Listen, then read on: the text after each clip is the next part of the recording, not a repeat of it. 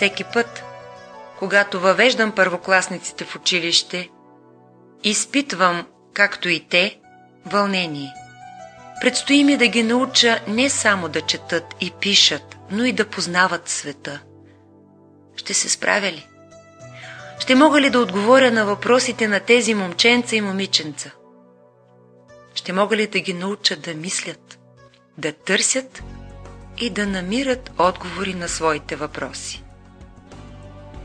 Интересно, какви ще бъдем след година?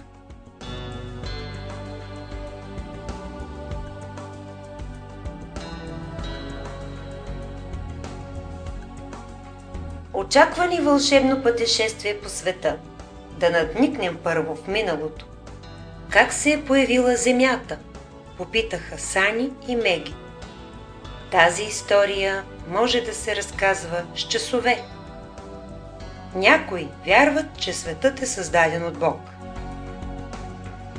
Първи ден Бог сътворил невидимия духовен свят и светлината. Втори ден появило се видимото небе. Трети ден сушата се отделила от водата и се появила растителността.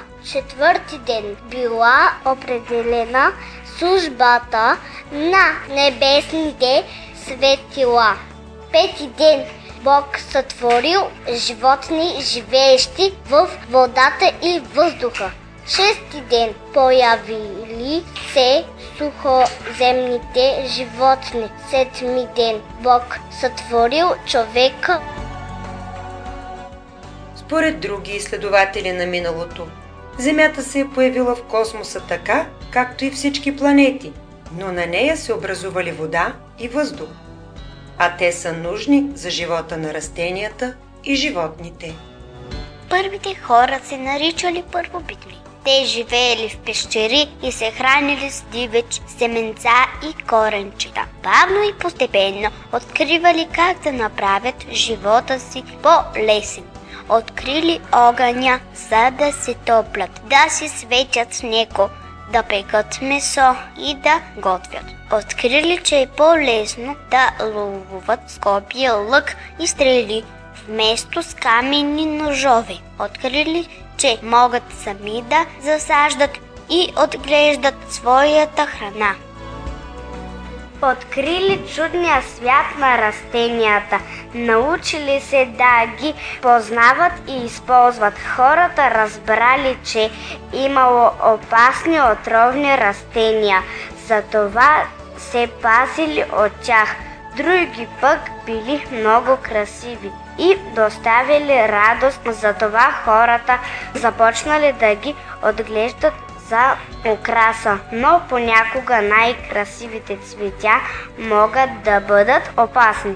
Растенията хищници разпръскват упойващ аромат, но стига само коя невнимателна мушичка да се доближи до тях и те я улавят в капан. Растенията хищници се хранят с насекоми, а за всички останали растения са нужни почва, вода и слънчева светлина.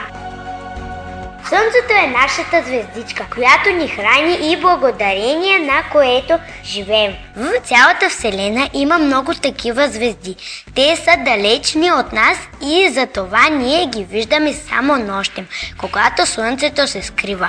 Хората са обичали да ги наблюдават и да им измислят имена. Те даже си представяли, че звездите живеят в семейство съзвездия. 12 от тези съзвездия са познати на всички хора. Това са зодиакалните съзвездия. Около нашето Слънце неуморно обикалят 8 планети. Всяка от тях е различна от останалите.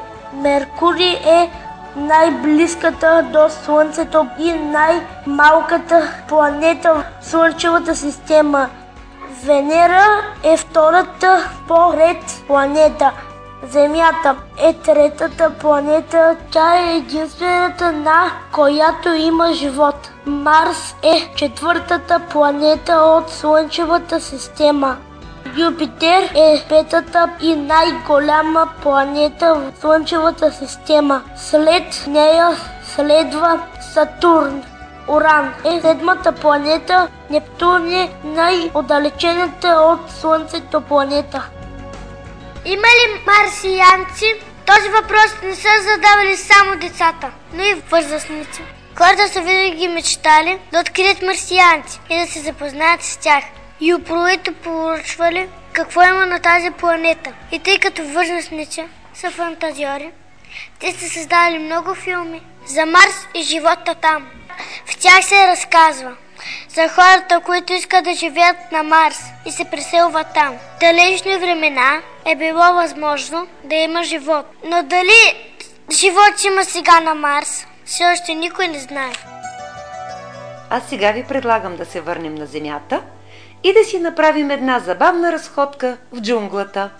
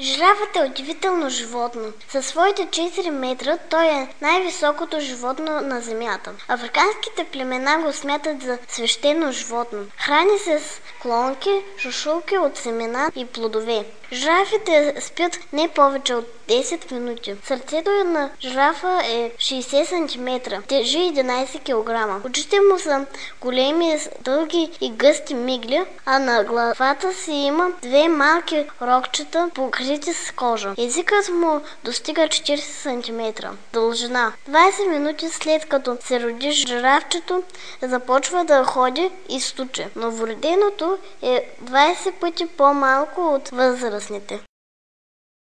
Тигрите са не по-малко интересни животни.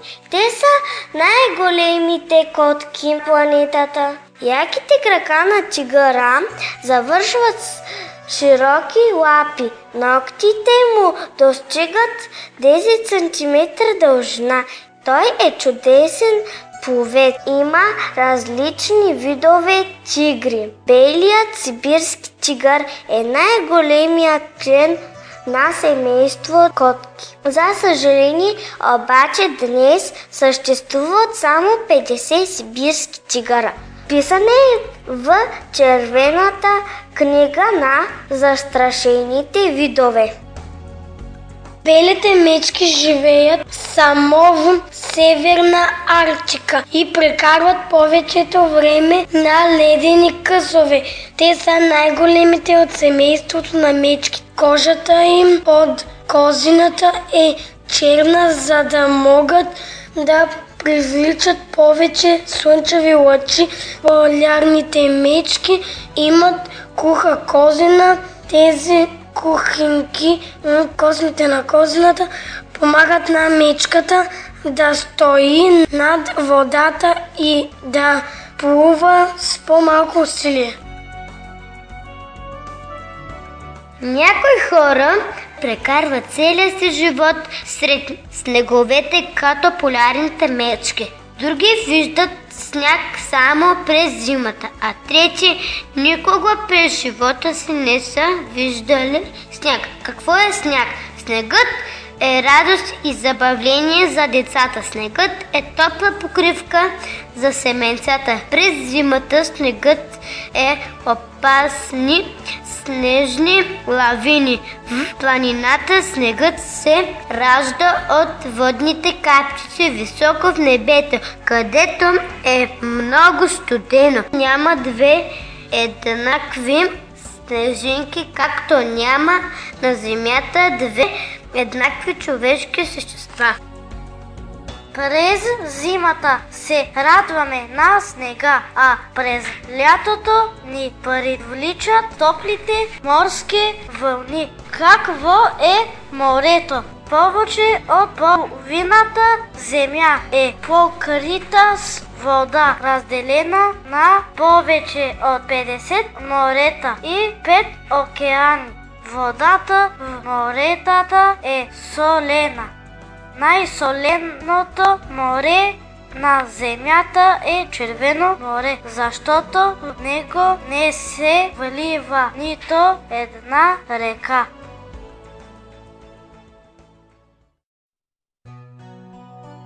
Празненства организират хората по цял свят, за да отбележат Коледа и Нова година. А има ли дядо Коледа? Да, Ради, съществува. Дядо Коледа е вълшебство, като приказките, като феите, като любовта. Той винаги идва и радва сърцата на малки и големи.